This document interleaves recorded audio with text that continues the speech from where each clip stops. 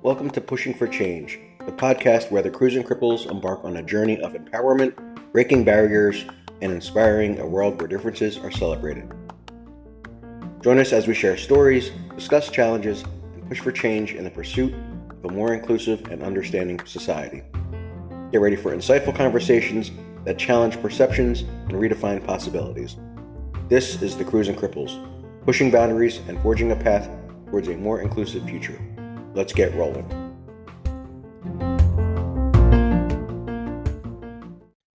Welcome to today's episode of Pushing for Change.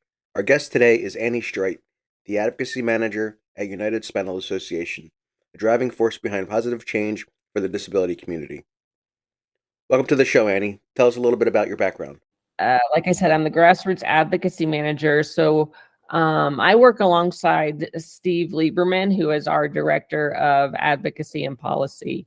And what we do is I manage or help manage our registered advocates that are all over the United States. And we've just recently surpassed 2,000 registered advocates. So we have registered advocates in every state.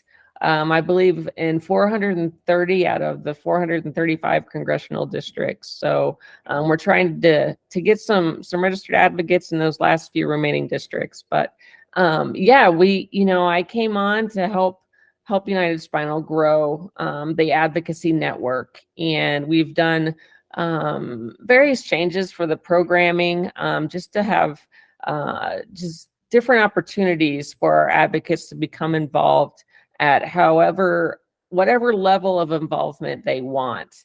So I'm really here, and I do the social media aspect side too, to kind of create and engagement and collaboration with our advocates, and some of our various programming options also is in there to help get those advocates to collaborate, no matter where in the United States they may be. You know, somebody in California may be working on something that someone in Florida is similar to, and they can come together and work together and kind of help solve issues and our policies or whatever they're working on at that time.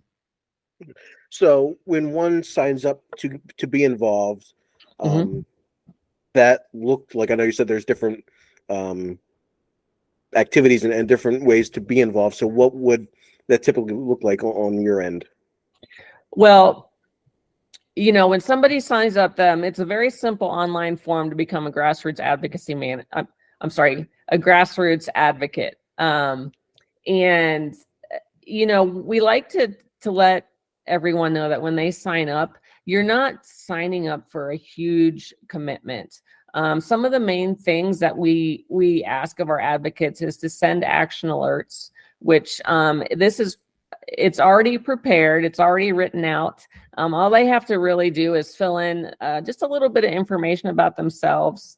And it's an action alert that is just sharing information about policies that we want our members of Congress to be aware of. This is so important because our members of Congress are not aware of what we need and what we want to change unless we tell them. And we need to do that in mass amounts, because if they receive one action alert, it's not going to do anything. We need lots of these action alerts going out. So that's one main thing, which is a very simple to do. And we always ask that our, advocates, we like them to try to recruit more advocates to go out there in the community. And that's one big reason why we've reached over 2,000 registered advocates, is because, we are just out there and talking and doing things such as this podcast just to, bring more people in. And I think it's really important. We also like to make it known that you do not have to have a disability or be a wheelchair user to become an advocate. We want anyone who truly cares about the disability community. My family, they're all registered advocates. So That's one thing we like to highlight, because a lot of times people think, oh, I'm not a wheelchair user. I can't advocate for this, but that's completely untrue. One thing I've always found, at least on my end, is when doing this, you either have a disability yourself or you know someone with a disability. So, like, there's no reason not to be an advocate for Yes. universal access. And I mean, we were just talking previously about, the weather situation here in New Jersey. And I know one of the things on your end is the emergency preparedness. Yes. And how important that is for people with disabilities. I know recently that bill stalled on the floor in New Jersey. So I have a personal, I don't want to say vendetta against that, but I have a personal attachment to something along those lines, where I find it very difficult sometimes when I don't see causes in relation to people with disabilities being taken as seriously as I feel that they should be. So to know that you're on your end doing that work, and in the mud, so to speak, doing the dirty work, and I guess I really appreciate the amount of work that the foundation or the organization does. Well, thank you. And I work with a wonderful group of people that are extremely dedicated to what they do, and it's our advocates. And we always try to push, advocacy is not hard. Some of our advocates may be intimidated when we ask them to speak to their members of Congress, but we emphasize that, you just share your story. That's what makes it relatable. That's what helps others understand if they're not in that situation. And our members of Congress are there to serve us, and what they are there to help improve, our request. So, I always say I was an advocate before I knew I was an advocate, because I was always sharing my story. Which is a very interesting story. I've spent a lot of time watching some of the other YouTube videos about your situation, and you weren't always in a wheelchair. That kind of happened by accident, for lack of a better word. It was an accident. And so I'll let you tell that story if you want to. In which I love sharing my story. I've been doing it for years. And I got really involved with sharing it. It wasn't too long after my accident. My physical therapist, they would ask me to come back in and speak to people who were newly injured. And like you said before, you may know somebody who has a disability or is a wheelchair user, but all of us are in a situation where this wasn't planned for me. It can happen to anybody. So that's why universal design is so important, but, I've been a power wheelchair user for over 18 years now. I was in a diving accident. It just was a freak accident. I never hit bottom.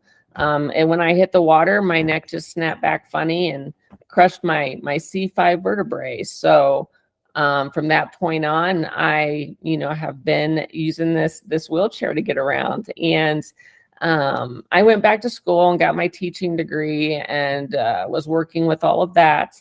And, I love teaching. Mentally, I was all about it, but physically it was too hard on my body. Having to get up at 4 a.m. and then, not out of the chair till 10 p.m. So I kind of had to switch gears, and I started working for the YMCA for the youth development program, and got involved with that, which was much better, shorter hours, much better on my body. But and then I got into writing, which I had always wanted to do, and everybody was pushing me to do it and giving me ideas. And I finally had this great epiphany of what I was going to write about. And just this past summer was my fifth children's book came out. So that's something I kind of do on the side now.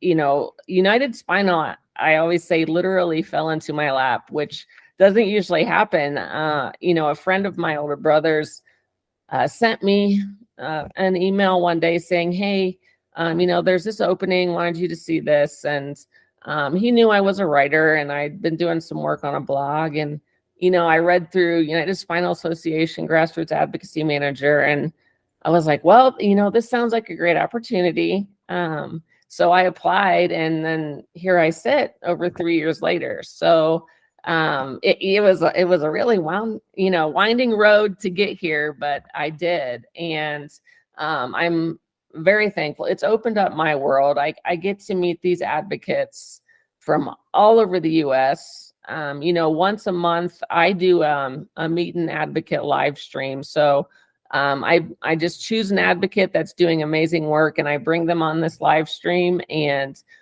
just highlight what they're doing, and I've been doing that ever since I started at United Spinal. So I've probably done about 30 of them. But there's so many people out there doing such great work, and it deserves to be highlighted, and it needs to, I want to put it in front of as many eyeballs as I can get. So that's kind of, yeah, no, I'm so glad that you were on board with doing this. Like I said, this has been a labor of love for the better part of, let's see, it started late 2007 with a friend of mine. He unfortunately passed away last year. So kind of taking up the mantle and trying to, for lack of a better word, push forward and, continue the mission, and just trying to make people aware of the issues, the various issues, because it's not just one, that people with disabilities face. I mean, there's travel, there's education. I mean, on a day-to-day basis, people, I think, maybe take for granted how much they don't have to think about accessibility. Yeah. So with that, I'd like to get your perspective on the abled versus disabled time frame. So how have things changed for you? Being a power wheelchair user, how much more have you noticed accessibility issues versus when you didn't have a chair? Before.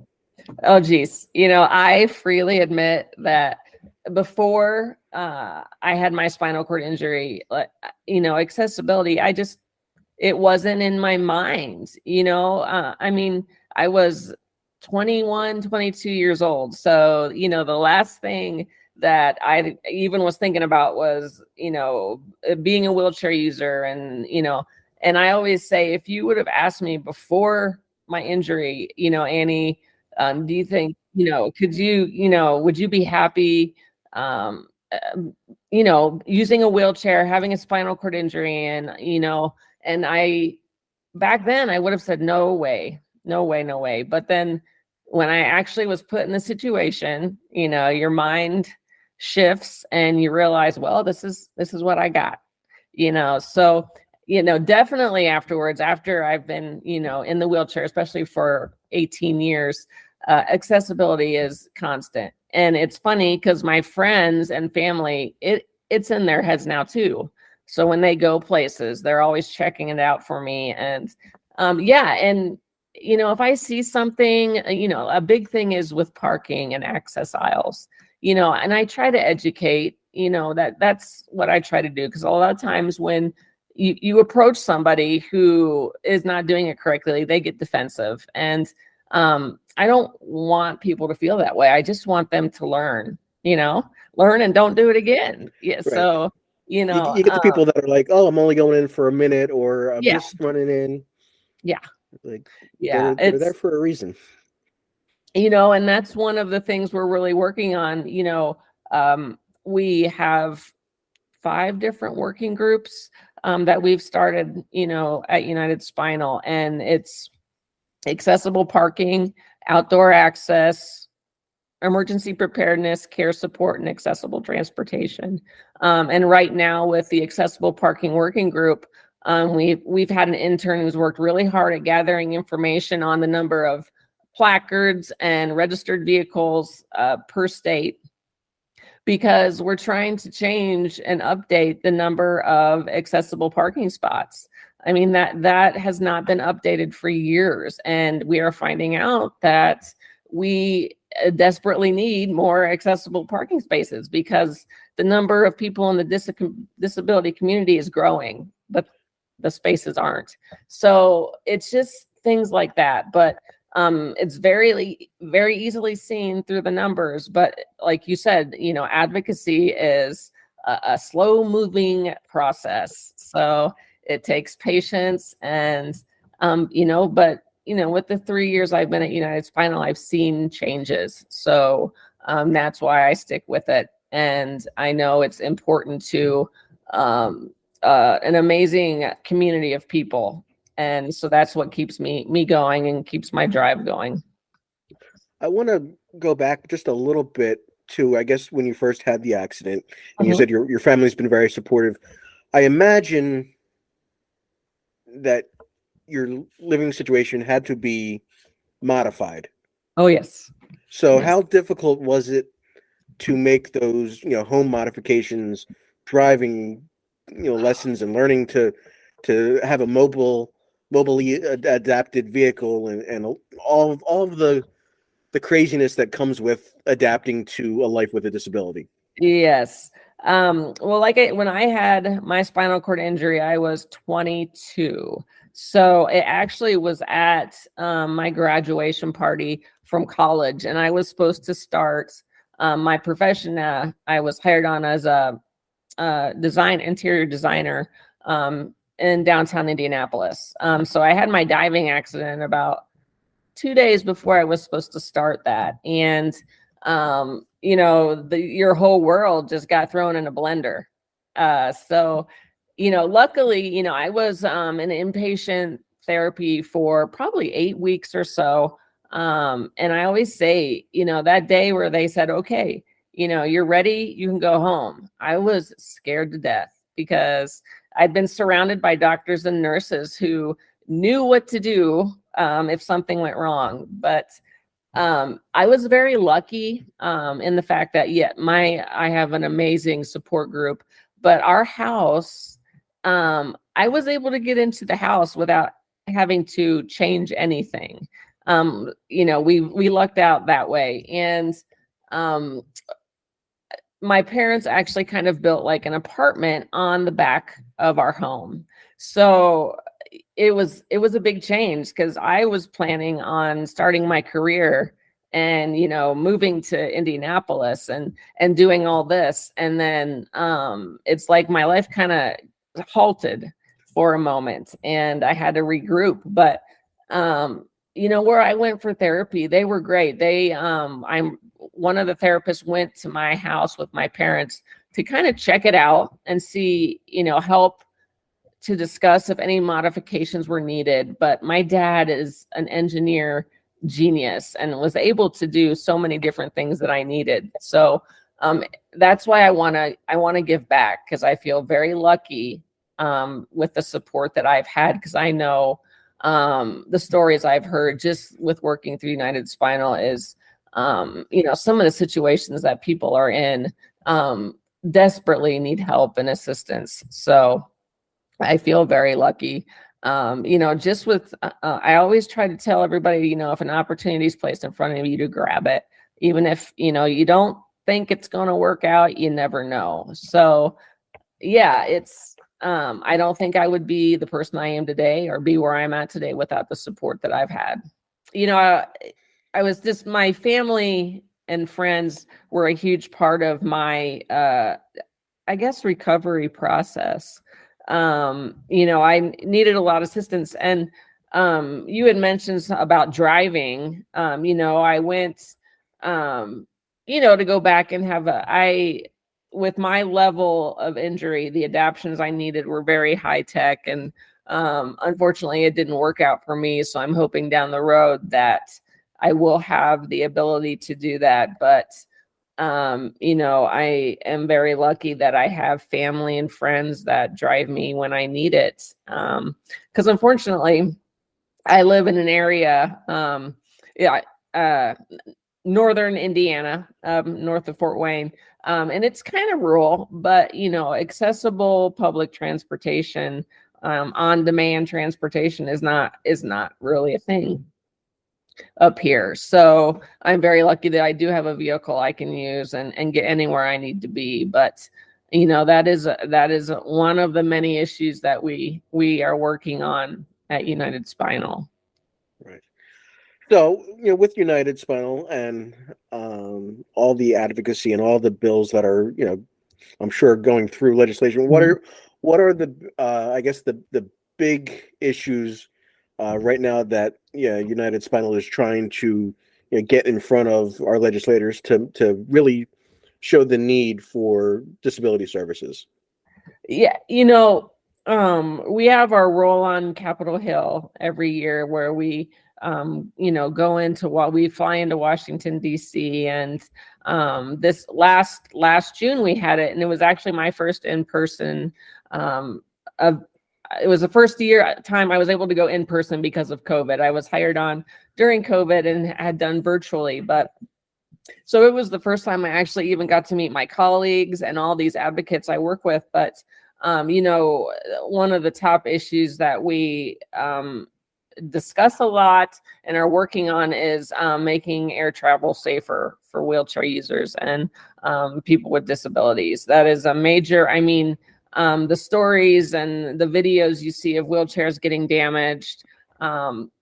It's around 1,000 wheelchairs a month that are damaged in airlines. And, it shouldn't be that way. We shouldn't have to fear that we're going to lose our wheelchair or not have our wheelchair end up where we are. And, it's something we're truly trying to work on. Another one is I had mentioned accessible parking, care support, and home health caregivers, PCAs. It's a crisis right now, all over the country. So we have our care support working group where we're trying to find ways to get it back on track, really. It's just I am blessed with nurses that have been with me for quite a few years, and when I get released by companies, they follow me to another company, but other people aren't that lucky. And I too, when my nurses call off, trying to find backup is not an easy thing. So that's another major one. And whether it's for wheelchair repairs and let me see what else. I guess another one is accessible public transportation. So it's a long list, and one of the things that our working group members are doing right now is actually I just sent in, we create these resources. The one that we just were working on for this month is our emergency preparedness working group was working on a winter weather preparedness resource for the disability community, which is much needed. The winter weather is here as much as we don't want it to be. So, and we're really trying to push out to the community that you have to prepare ahead of time for things such as that. And, these resources are put out there, and we've got other ones from Outdoor Access that I think the last one we did was, accessible winter activities and recreation. And then our care support, we've done a few different resources on finding and hiring caregivers. And actually on January 30th, we have a care support webinar that we will be hosting. And it'll have advocates talking about how they have found it's finding, hiring, training, and retaining caregivers. So, and then we'll also have a few caregivers on there also and their point of view. So we have all these different facets we're working from, trying to create resources and raise awareness, and keeps me very busy, but I like it. I like it a lot. And our working group, these resources are great because they're based off of experiences of working group members. There are people who have been through hurricanes and they have been through winter weather, and they know what needs to be done and what not to do. So that's why we think these resources are so important and just a little bit different than the other resources you can find out there. Right. I have to tell you, talking about caregivers, I think Yes. it's such. I'm trying to figure out the proper way. COVID really shone a light on how Mm, neglected people with yeah. disabilities were considered when it Yes. came to being able to provide the care necessary for them. Yes. Yes. And I think, yeah, it did. It highlighted the issue majorly. And even after, those 3 awful years of COVID, there's so many people in the disability community out there that are in desperate need of a caregiver. The only reason I'm able to work and do everything that I get to do is because I can stay in my home because I have caregivers that come every day. And that should be how it is for everybody should have the right to stay in their own home and to work and just to live their lives. And that's just what we're trying. We're trying to fix it. We're trying. And it's not going to happen, like I said, the snap of a finger, but we're not going to give up. No, you can't give up. And one thing I did want to touch on, at least to get your perspective on, was lack of universal design and lack of universal access. Like, again, because I'm disabled, I kind of have a passion for it. Obviously, like we're in 2024. Why do you feel like we're still fighting and pushing for change in this realm? Like, why shouldn't universal access be the norm and not the exception? Yeah. And we always say universal access, make it accessible for everyone, because, if you really think about it, some point in your life, you're going to need accessibility, whether it's from old age or, whether it's from an injury. And I don't know. I really do not know why we are so far behind with this. When we go to talk to our members of Congress, and I think a lot of times it's just like I said before, my spinal cord injury, accessibility was not even in my head. I wasn't around anybody who needed accessibility or needed something like that, so it wasn't present in my life. So it was just something I was really unaware of. It wasn't that I didn't care about it. I was just unaware. And I think, building that awareness is one aspect of making that change, which is what we're trying to do in so many different ways. And one thing about the role in Capitol Hill is I'm so glad we were able to do it back in person, because we had about 100 advocates fly in. So when you are in DC and you see all these wheelchairs rolling around and trying to squeeze into a senator's office, they're going to be like, oh, maybe, universal design is a good idea. So, I think we are far behind. We are. And there's many different organizations that are doing what we're doing and fighting the fight and doing what needs to be done. And that's what we have to do. And that's why we try to continue to expand this footprint of our advocacy network. So because there's people with disabilities in all of these congressional districts and in every state, and we want to represent them when it's needed, when we need a constituent for a certain area, so we're going to continue to grow and continue to try to create that awareness in order to make change. Well, I love the work you're doing, and I just want to touch on, because I feel like this is really important too. You're an author. You've written 5 books now. Yes.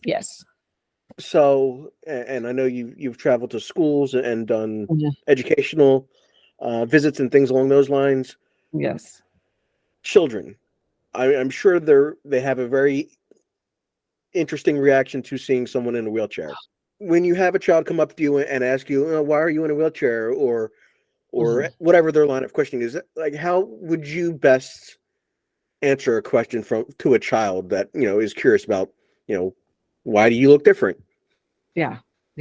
Well, I love kids so much because they're the best critics. If I read my children's book to a kid, they're going to let me know if they like it or not. And That was one main reason why I wanted to get into children's books, because I spoke to adults and college level and high school level, but I really wanted to get in front of kids, and I wanted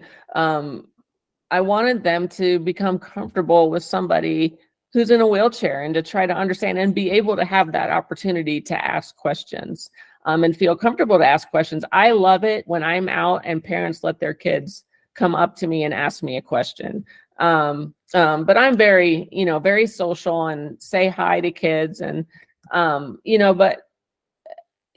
the kids ask me why I'm in a wheelchair, sometimes it really depends on the age, how I'd have to describe it to try to help them understand. And they'll ask me and I'll kind of explain what happened, and, and I answer that question, and they're just like, okay. That's all they wanted to know. They're trying to understand. And I think one of the cutest questions that was ever asked, a little girl came up to me and asked if I had kids, would they be in wheelchairs? And I just thought the way that her brain was working, trying to think that through, was cute. And I explained to her, I just explained, I wasn't born this way. And, and then, my first children's book is called Scooter and his Scoot Scoot. And it's a dog that's got wheels because his two back legs don't work. And that's the one I started with going into schools. And the kids are great. I've never had a bad experience with any of the kids. Once I sat in a room full of 75 kindergartners, and I don't know how those teachers do it 5 days a week, because I was in there 45 minutes and I was exhausted.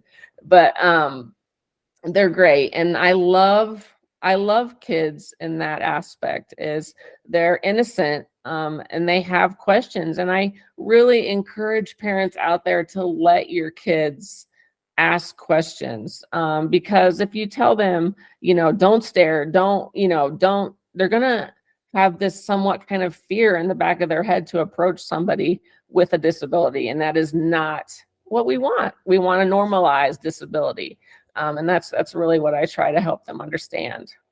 Yeah, that's been my experience as well, is the parent's reaction influences the child's reaction. Yes. And if we can get people to understand that disabilities aren't inherently bad, they're just different.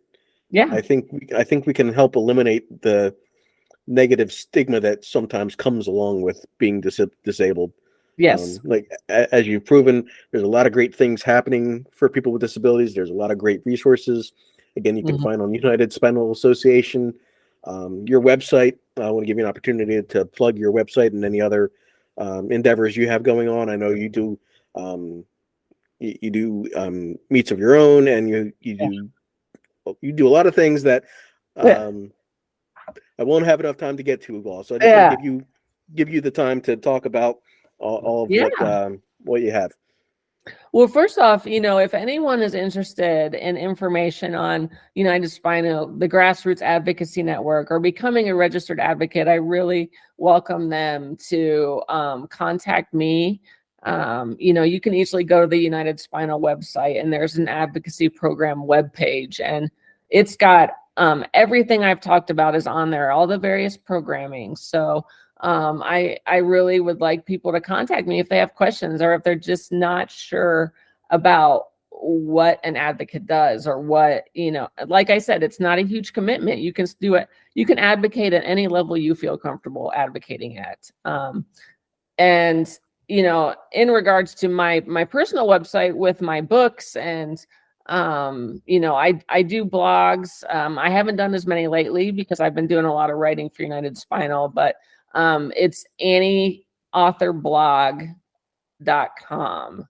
I think that's right. It's been a while since I said that out loud. annieauthorblog.com. Yes. So, and on there, you can look at my books. You can, I have an online shop where you can order books. You can contact me directly through that. So there's, and also if you Google my name, it'll bring up books and stuff. But, if anybody out there is interested in purchasing books, if you do it through my personal website and order directly through me, I sign the books. So that's one thing I've done, since I started. And the other day I was just thinking about, I need to look and see how many I've actually signed, because I'm kind of curious about that. But yeah, there's all sorts of ways to contact me and contact United Spinal. Like I said, I work on the advocacy and policy team with Steve Lieberman, but we work really closely with government relations. Alex Benowith is our VP of government relations, and we work with that team also. So we can you can easily find us. And I guess a simple email is to contact the advocacy team is advocacy@unitedspinal.org. And that will go to both Steve and myself.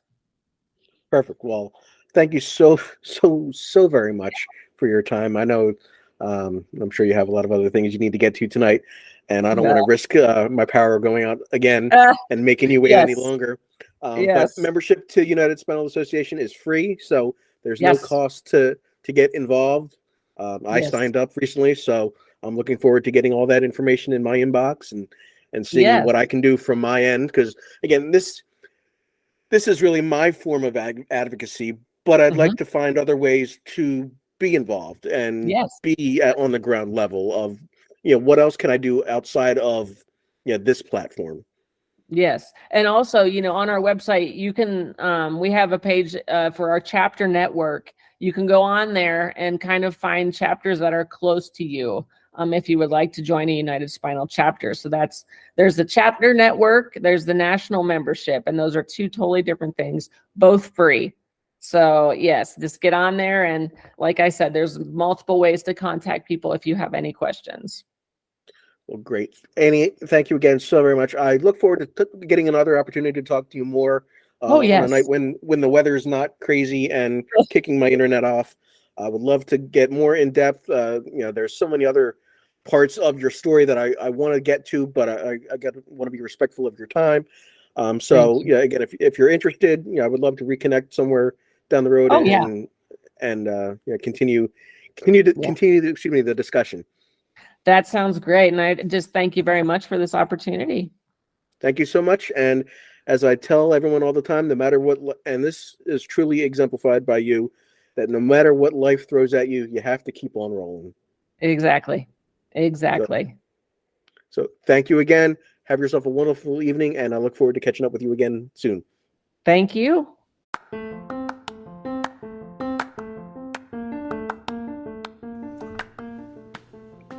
As we wrap up another episode of Pushing for Change, we want to express our gratitude for joining us on this transformative journey.